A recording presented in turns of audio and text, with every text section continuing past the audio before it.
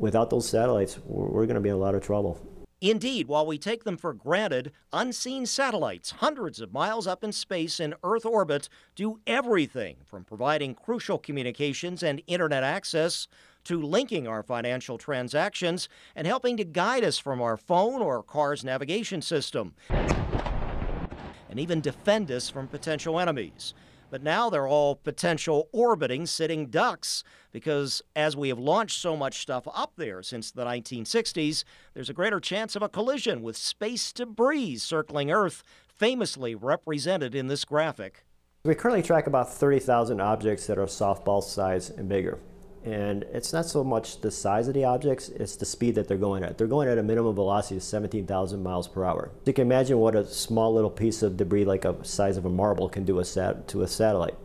And the problem is we want to be able to understand where these objects are going to go. So now UB Professor Chryssidis has been awarded a $5 million Air Force Research Laboratory grant to upgrade that space junk tracking ability. That effort in part using a microsatellite called GLaDOS, partially built by students here at this specialized UB lab on the North Campus.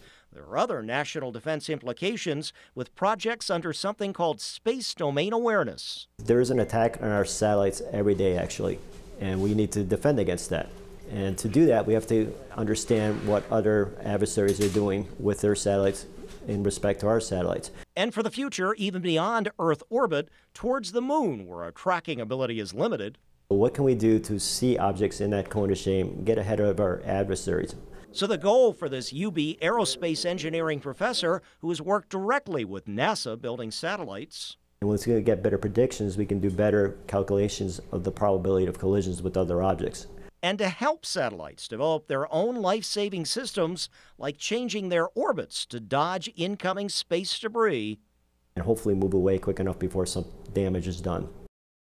Now, I didn't even mention the potential debris danger to, say, an astronaut doing a spacewalk outside the International Space Station. And by the way, that GLaDOS satellite that Professor Chryssidis and the UB students helped to build also had its launch date pushed back from this coming December to June 2024. That's going to take place, though, at the Vandenberg Air Force Base out in California. Here in the Information Center, Ron Plants, Channel 2 News.